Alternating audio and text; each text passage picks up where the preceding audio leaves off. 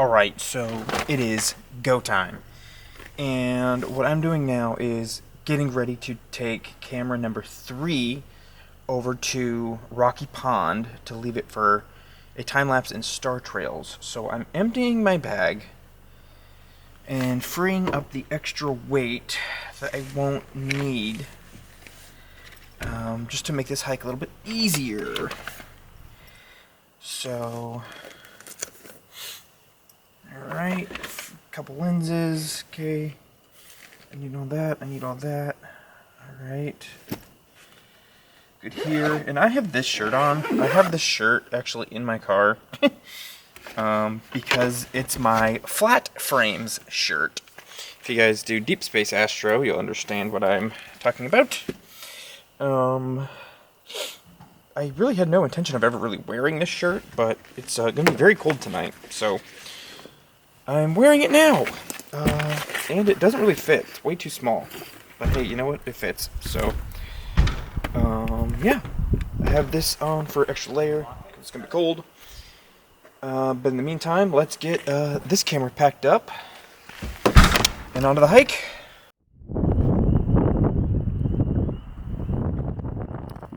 It's still pretty dang windy.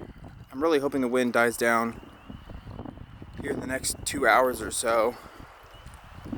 But it's really small, and because I emptied my bag, I don't have a longer lens, but there's a beautiful crescent moon. It's just barely crescent moon over there.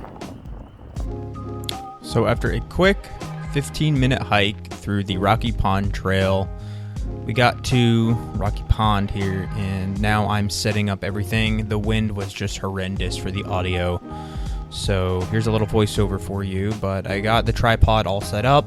This camera is the 5D Mark IV. I got everything set up in horizontal orientation,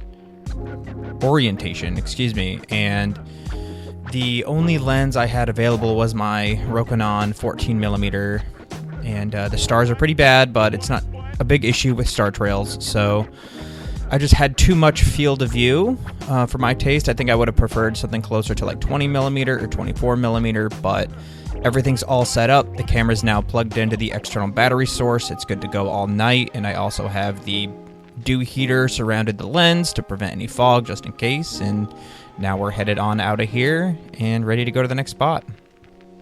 So wow, I'm gonna do my best to try to keep my voice low and soft because I'm at Dicey Pond now. Everything is set up. They have quiet hours, and I still want to record. My mics didn't work this trip. I don't know why. So I hope you can hear me okay. Man, it is just dark and beautiful here.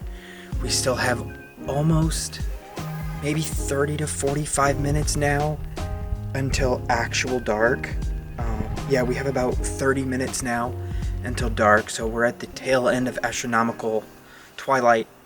The stars are popping like crazy. I hate to be ruining my eyesight with this light, but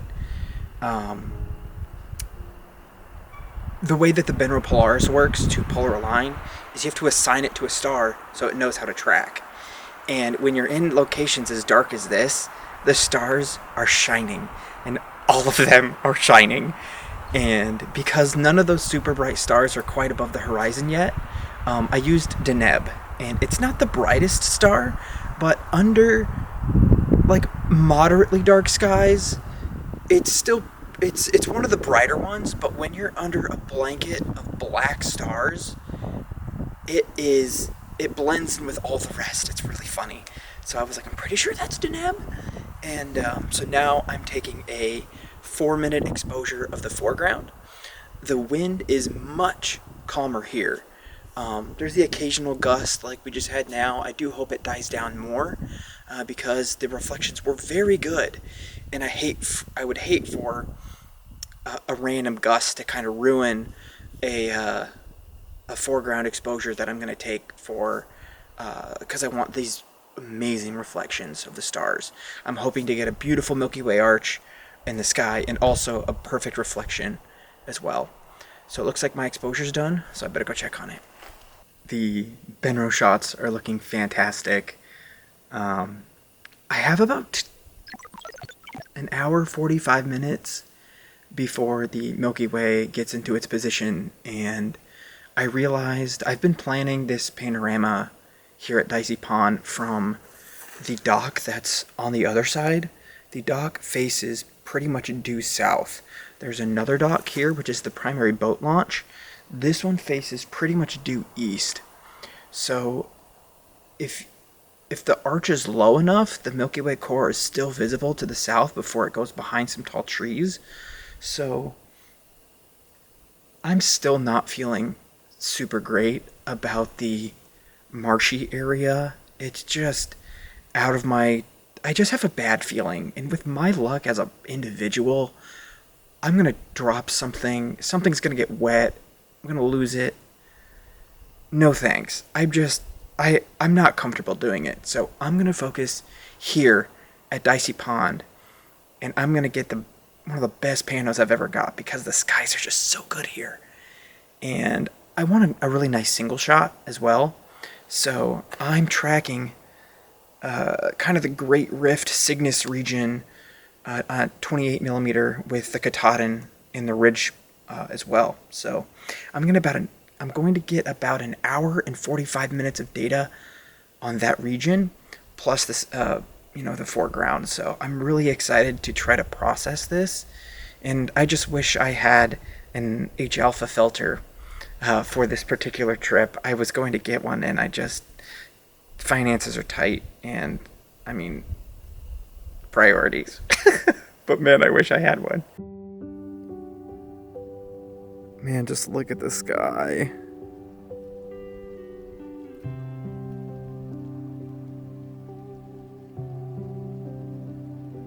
I can't wait for the Milky Way core.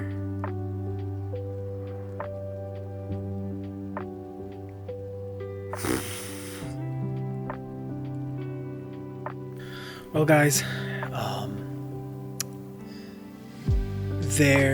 it's mostly clear, which is, I guess, technically what the forecast was, but there's some stringy high clouds that are screwing up some stuff. It's probably fine, but again, it's not what I wanted. The air glow sucks tonight too, so that kind of sucks, but it is what it is. And I'm finishing up the sky for the first pano. I'm realizing that the reflections are going to be a lot harder than I thought, simply because even though the arch is still relatively low, the reflection is like way further down, if that makes any sense. It feels like the reflection is like underneath you in the photo. So when I switch to the other dock, I'm going to switch to the 14 millimeter, maybe do a 14 millimeter foreground and a 28 millimeter sky. I'm really not sure. But I typically like to just keep all the focal lengths the same just because it makes things easier.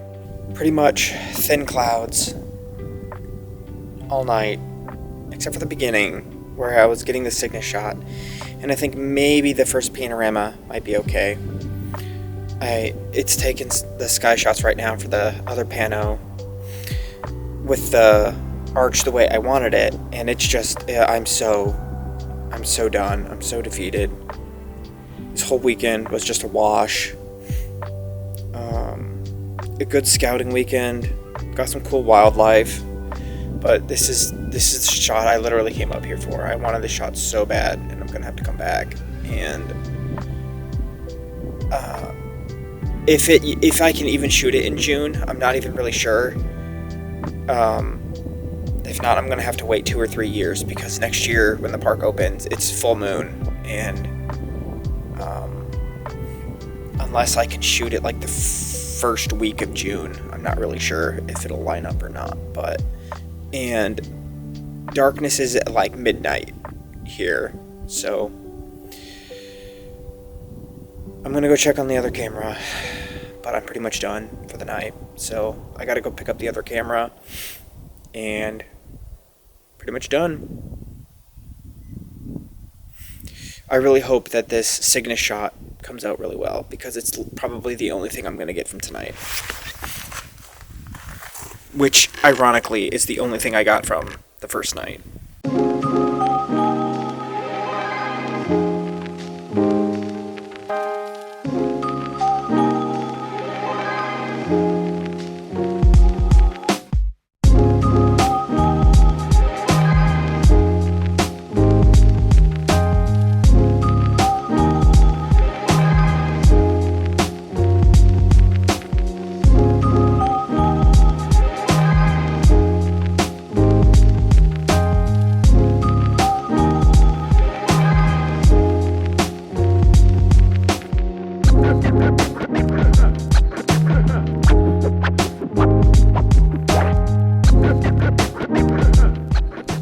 So that first stack of the night, I focused on the Cygnus region here, and man, it turned out awesome with the Astro modded camera. This is the first stack I did. I had an hour and 45 minutes between two different framings. In this version, I tried to bring in some H-alpha detail from the starless layer, and it worked out really, really nice once I enhanced it and cranked it a bit. I also did a sky flip for the reflection, and it blended in and worked nicely. This is that second set of images. That first set of images was 48 minutes total. This was 40 minutes. I really wish I could have got all of it into one stack for all the H-alpha, but unfortunately the programs wouldn't stack. And this one, same thing. I tried to bring in that H-alpha detail and add it into the reflection as well. And man, these are probably my favorite from the night.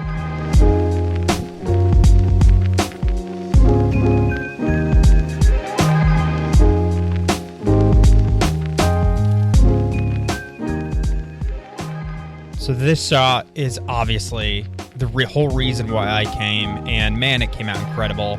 It was only one row for the sky, 2 rows for the reflection, and pretty much 1 row for the foreground, but I did need to raise one area for the tree on the right here. But the only reason I think I like those other shots better is because they were unintentional, and the whole reason I came for this trip was this shot, and it wasn't exactly how I planned it. Like, the arch was a little bit lower than I wanted, but man, I am just so smitten with this shot too.